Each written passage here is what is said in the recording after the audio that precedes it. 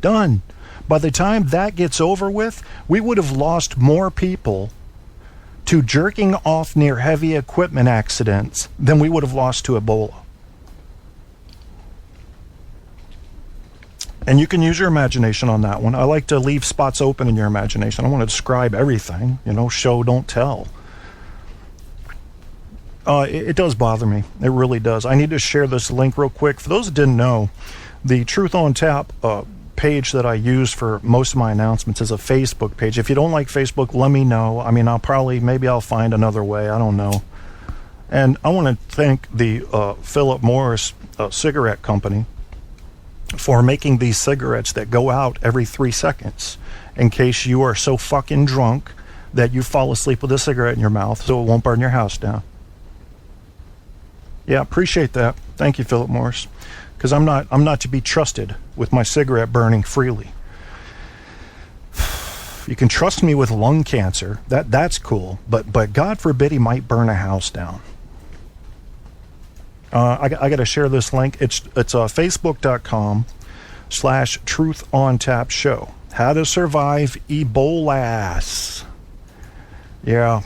Because Ebolass will make you, once you catch it, it'll make you an Ebolass-tard. And you don't want to be an Ebolass-tard walking around, calling people things like, what? You're a synagogue? I mean, you're a proletariat? I don't even know what that means. But I've got the Eboltard now. And now I have the Eboltard. I have to do Eboltarded things. So, we're sharing the websites. We're sharing them now. You need to know what's a real threat and what isn't. But you've got to look for this stuff. The media is not going to do it for you. They want you terrified. They want you terrified. And right now, for the average common American, they are. They got you scared. Jesus Christ. Why do we... Would you rather have that than truth? Because I will admit the truth is more boring. It is generally going to be fucking boring. I mean, it might be more fun for you to run around running from the Eboltards.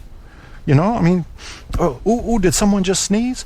Can you imagine? You're in a movie theater, right? Somebody says bomb, nothing happens. Somebody sneezes, they fucking scatter like rats. What the fuck is going on? This is going to get ugly, folks, because of the scare, not because of Ebola. They're selling it, or they sell it and we forgive them.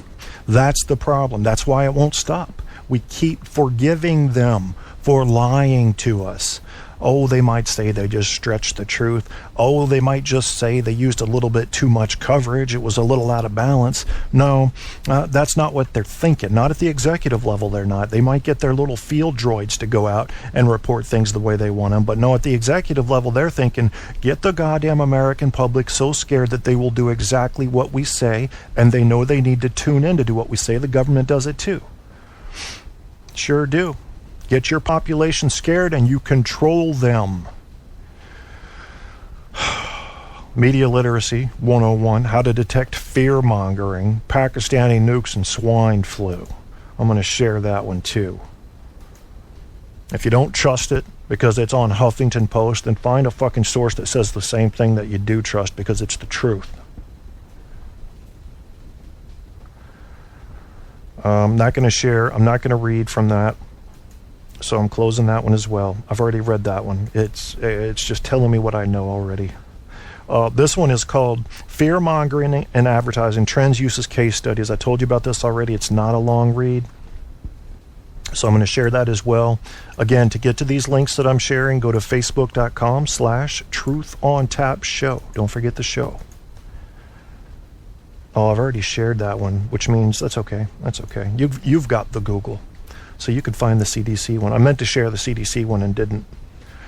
Let's see. We have another one up here called Fear-Mongering and Medically Made Epidemics. Wow. Swine flu, fake epidemics. Sorry about that. I was thinking of academics. The false pandemic, drug firms crash, and swine flu. And it does work. Yes, smallpox vaccine, chicken pox. They had people scared with that. deadly flu virus going to get Australia. Watch out, Andrew. I'm going to share that too. This is fear-mongering and medically made epidemics. Not to be confused with pandemics, which are far worse.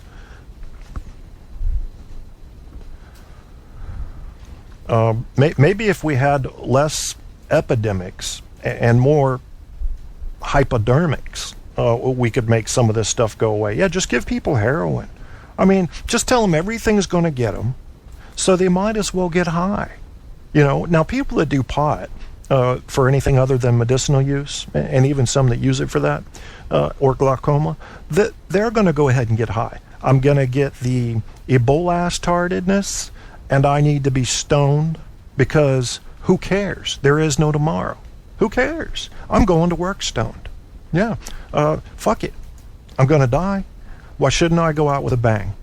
I'm going to work tomorrow stoned, naked as well, because why should I care about how my appearance or behavior affects another if I'm going to be in a bubble a week from now, isolated in a hospital ward as I breathe my last breaths? No, getting stoned, going naked, and I'm going to piss on the boss's desk. I've been wanting to do that for years. I'm going to actually sign my name on his desk in his journal with Pete as I draw it. That's what I'm doing tomorrow, because the Eboltard's going to get me. I wish this didn't bother me. I wish I could say, we're just talking about it. But no, it gets under my skin. People that sell fear really get under my skin, because I know what they're doing. I don't like it. I know how easy it is. It is so easy. The average human being, we are a species who has evolved paying attention to the calls of threat. However, times are different. Once human beings learn that they can control others through playing on that natural instinct, it hasn't been the same since. It has been probably more of a hindrance than a help to have the fear, the sense of fear that you get when there is a public threat. Because look what the media does now. There's a guy on the loose in Seattle with several high-powered rifles. He has already shot some people at a truck stop. Therefore, anybody at an American truck stop should watch out. That's what they do. I mean, the more people they scare, the faster and the more convincingly they win. Is Ebola scaring you? 5 reasons you don't have to worry. I don't know why I have to share this, but I do. I feel like this is my social duty tonight. I'll check in chat in a second and see what you crazy asses are doing to each other. I wasn't going to do this show, by the way. This is Guy's fault. This is entirely Guy's fault. You know why? Because I had a Skype status up that was from like a month ago, and it said doing a show at midnight, comedy. He saw that, went on his show and said Kierstead's doing a show, so I had to. There was a sense of obligation there. But I was not going to do a show tonight, so this is completely off the cuff. Well, all of them are. Let's see. Kevin, don't you sell Kevlar truck stops? Okay. Let's see. These comments have a pimp hat feeling to them. I'm not going to read all the comments in here because Barco can be a sick bastard. Are you going to die soon? I suppose I am going to die soon, Barco, but it's not going to be a fucking Ebola tard. Bad idea to mix pills and liquor. If I had liquor, I probably would mix it with pills. I'm currently driving a car, so I can only listen. I can't watch. This is Apocalypse, the chat, but I can look at the chat when I'm parked soon here, enjoying the show so far. Good, Apocalypse. This is one of my better shows. No, I'm not drunk. I don't even drink unless I'm at hockey games. This actually has moved a lot more smoothly than I thought it would, and I think it comes from a combination of basically inhaling 2 pots of coffee today so that I could keep up with the requirements that are put forth by having a new system that you have to get broken in, like a first baseman's catcher's mitt. I played first base when I was a kid. I played 7 or 8 years of baseball. And you had to work the mitt. You had to put the balm on it, roll it around like a fucking dead cow, because that's basically what it was. Get it, just perfect. I would work the mitt. I would work that mitt for sometimes an hour a day, just getting everything just right. You don't want it too soft. And you got to give your balm time to get in and soak through the pores. And yeah, there you go. So whatever that meant. Hospitals should have an emergency plan. Believe it or not, my ex-girlfriend was an EMT at Virginia Beach General Hospital. And they routinely, like every month, would have to go in and have a mock disaster. And it was always something different. It was a virus, or it was a fast-spreading bacterial infection, or it was a terrorist attack, or it was 57 people ate at fucking Arby's and had heart attacks the same day, and they're overloaded.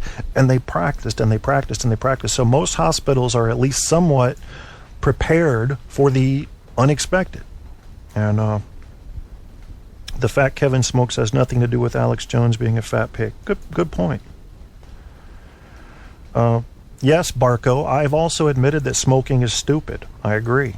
It is absolutely retarded. Why are you spamming, Barco? That's not like you. Come on now. It's very hard for me to catch up in chat because Barco's spamming.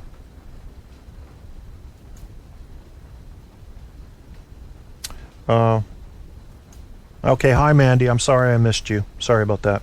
All right, let me get back to the bottom. Barco, don't spam. Come on, man. I don't like spam, because then people in the chat room get pissed off and leave.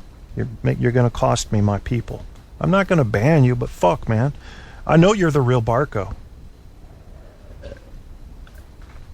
I can tell by your word choice. I can tell people by their word choice once I know them a little bit. Beer and Truth on Tap, winning. Duh. I'm just trying to sound... I wasn't saying duh to you, Aaron. I was doing the Charlie Sheen thing. I pass my next snarly comment to the good man from the Congo. You don't like people selling fear? That's right. Though you might have an angle on the Seattle thing. Yeah, I don't like people selling fear because... You know why. You know it's wrong. Old people and younger people are not in the position that most of the people in this chat room are right now, of having all your faculties and your intelligence intact. Young people not developed enough, old people getting dementia and shit. And they shouldn't have to go fact check everything to know when to duck and when to say false alarm. And the more they do this, the more my very respected field of journalism begins to sink further into the muck, below the mud, underneath the cow patties. A system that in America, before the 1950s, was very reputable. They reported what happened. Now they're reporting what might happen, and they're reporting what probably won't happen but could, as if it's guaranteed, because they found out through nothing but market studies that this is what's going to sell ads. It's all about the money. It's always about the money. It always comes back to money when you're talking about the way shit moves in America. Don't be fooled. Don't be fooled. Very rarely is ideology going to make anything move in America. The mass graves, the bioweapons, only iodine can save us. Alex Jones might have been right on 15 or 20% of his predictions. The average person is right, probably 30%. I mean, of course he's going to sing his praises about the things he was right about.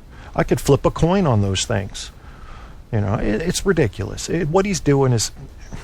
I'm not going to get it. Alex Jones pisses me off. We're going to talk a little bit more about Ebola specifically.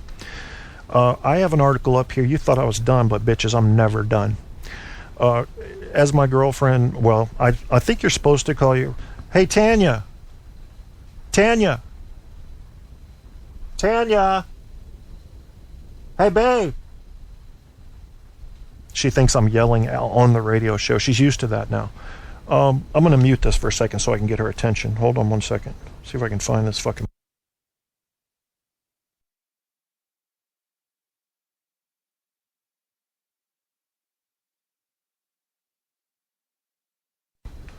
Okay. So I'm supposed to call her fiance now. I don't know. I don't know. You know, I don't